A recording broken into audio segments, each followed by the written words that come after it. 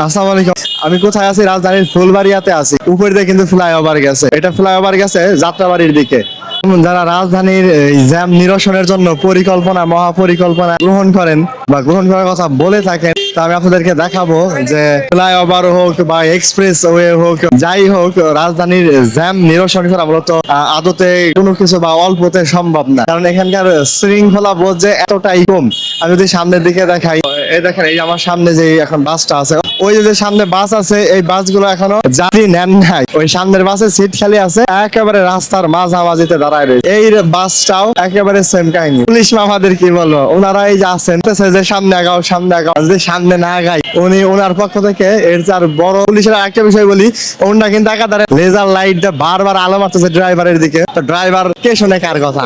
Police আছে থাক। এই যে এখানেই যাত্রী ওঠানো হচ্ছে মূলত। এই যে একটা গাড়ি, এই গাড়িটা রাস্তার এই যে এক লেন, এই লেনের অর্ধেকটা জুড়ে দাঁড়ায় যাত্রী উঠাইতেছে। এই যে আর একটা, এই আমার পাশ দিয়ে এখন যেটা যাইতেছে, এটা সামনে যায় যাত্রী উঠাবে। ওই যে পিছনের দিক দেখেন, যাত্রী তো এরা উঠাইতেছে বুঝলাম, কিন্তু পিছনের দিককার যে অবস্থাটা, একটার পর একটা গাড়ি দাঁড়ায় রয়েছে। কি কারণ? রোডের জ্যাম রয়েছে। দেখেন রোডের জ্যামের মূল কারণ কি? আচ্ছা চলেন আগায় যাই, রোডের জ্যাম দেখি আমরা।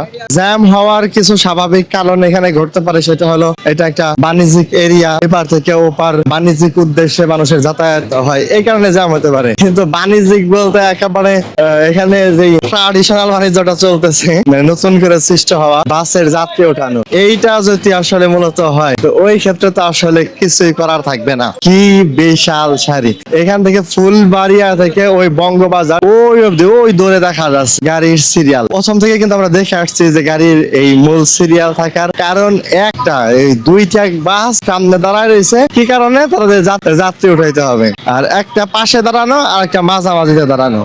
ওই পুলিশ একটাকে সিগন্যাল দিল, ওইটা সামনের দিকে কিছুটা আগাইতেছে। ওইটা আগানোর পরবর্তীতে এই ঝামেলাটা কমবে। এই যে মেট্রোপলিটন পুলিশের গাড়িও এখানে জ্যামে আটকা রয়েছে। জ্যাম কিন্তু মানব সৃষ্ট, এখানে অন্য কোনো কারণবশত যে জ্যামটা হয় সেই জ্যাম না, কিন্তু নিজেদের তৈরি করা। যাত্রী উঠাবে, সেই যাত্রী উঠানোর জন্য যে নিজেদের তৈরি করা জ্যাম, এতে এই কারণ হয়েছে। পাশেই কিন্তু নগর ভবন আছে, এই যে হাতের ডানে নগর ভবনের পিছনের সাইড এরিয়া এই ফুলবাড়িয়া অঞ্চল। এই যে এখানকার জ্যামের অবস্থা। বাস কিন্তু আরেকটু ভেতরের দিকে বা পিছন দিকে গেলে পারে। দেখেন রোডের কি আর অর্ধেক সাইডে আইসা এই বাস এখানে এলিভেটেড এক্সপ্রেস রয়ে গুলিস্তান থেকে গাজীপুর যাবে, এইটা এখানে পার্কিং করে রাখছে। যদি এইটা এইভাবে এখানে রাখে, তার রোড থাকে কোথায়? এই যে আরেকটা, কেউ নাই ভিতরে। দেখেন জ্যামের কিন্তু শেষ নাই। এই জ্যামের শেষ কোথায়? বাসের যাত্রী যারা আছে তারা কিন্তু আগেই নেমে যাচ্ছে, তারা নেমে পায়ে হেঁটে পার হইতেছে এই পথটুকু। লেগুনাগুলো আসছে, লেগুনারও সেই সেম কাহিনী। কিন্তু মূলত যে কাহিনীটা আমরা দেখলাম, একটাই কারণ, সামনের দুইটা বাস। পুলিশ কি করতেছে? লাইট মারতেছে, আগাইতে বলতেছে। এতটুকু দায়িত্ব তো পালন করতে হবে। যখন জ্যামটা বেশি বাইরে যাবে, তখন আর কোনো উপায় থাকবে না। এই যে গাড়িগুলো, আমি কিন্তু অনেকটা দূর পথ হাইটা এগিয়ে আসছি। দেখেন ফুলবাড়িয়ার যে মার্কেট, এই মার্কেটের প্রান্ত শেষে ফায়ার সার্ভিসের এখানে, অর্থাৎ বঙ্গবাজারের বিপরীতে চলে আসছি। এইখানেও কিন্তু রোডের গাড়ির একটাই কারণ, সামনে হয়তো ওই গাড়িটার সঙ্গে আর একটা গাড়ি, যে ওই যে বললাম যে পাশ দিয়ে এখন একটা গাড়ি যাচ্ছে, এই গাড়িটা যা দাঁড়াবে, হয়তো ওইটা যা দাঁড়াইছে, আবার ওইটা যাত্রী ভরবে, একটু সাইড দিবে, সামনে আগায় ফাঁকা হবে একটু, ওইখান দিয়ে এই গাড়িগুলো বের হবে। দেখেন এই যদি হয় অবস্থা, উপরে ফ্লাইওভার কেন?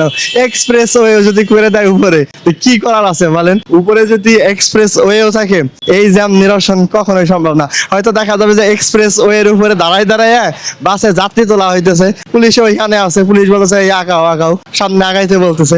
এই জ্যাম নিরসনটা সম্ভব না, আর জ্যামটা এইভাবেই থেকে যাবে যতদিন না কোনো ভালো শৃঙ্খল ব্যবস্থা আসে এবং আইনের দিক থেকে কঠোর আইন প্রণয়ন করা হয়। এই যে ওই যে সামনের যে আসতেছে, ওই দূরে ওই যে একটা বাস দাঁড়ানো রয়েছে, দূরেও যে আপনারা দেখতেছেন বাস দাঁড়ানো রয়েছে, সেম কাহিনী। এখানে একটু ফাঁকা রয়েছে, ওই যে এই দিক থেকে ঘুরে ওই পার যাবে, কিন্তু পিছনে কিন্তু সেই জ্যামই। আচ্ছা যখন এই ফ্লাইওভারটা হয়েছে একেবারে অনেক আগে না, এই ফ্লাইওভারটা হয় নাই, তখন কি এইভাবে বাস দাঁড়াই থাকতো? এখানটা একটু সিরিয়ালে তো থাকো, কিসের আর সিরিয়াল, কে শুনে কার সিরিয়ালের কথা? দেখেন ওই যে উপরে আকাশে পাখিগুলো উঠতেছে, ওরাও কিন্তু একটার সাথে একটা ধাক্কা খাইতেছে না, র্যান্ডমলি উঠতেছে, তারপর একটা শৃঙ্খলার মধ্যে আছে। আর আমাদের মানুষ বলতে আমরা এই বাসগুলোর যে অবস্থা, কিসের শৃঙ্খলা! সামনের দিকে একটু আগে দেখায় আসলাম, তো পিছনের অংশও কিন্তু লোক রয়েছে, আবার সামনের দিকে ওই সেই গাড়ির সিরিয়াল আর সিরিয়াল। এদের জন্য আরেকটা বড় ভালো ব্যবস্থা আছে, পাশেই কিন্তু ওয়াশরুম তৈরি করে দেওয়া হয়েছে, পাবলিক টয়লেট যেটা। এখানকার বাস চালক হেল্পার যারা আছে অথবা সাধারণ পাবলিক যারা আছে তাদের তো 10 টাকা করে লাগবে। এখানে যদি এমন বিশৃঙ্খলা বা দুর্গন্ধ তৈরি হয়, মানুষের যাতায়াত ব্যবস্থাটা আসলে কতটা বিঘ্ন হয় এটা বুঝতেই পারতেছেন এই অবস্থা দেখে। তো মূলত এটা হয় হলো শুধু ফুলবাড়িয়া অঞ্চল না, পুরান ঢাকা বলতে ঢাকার অলি গলি যেখানেই যাবেন মানে এই অবস্থার সিমিলার কাহিনী ওইখানেও দেখতে পাবেন।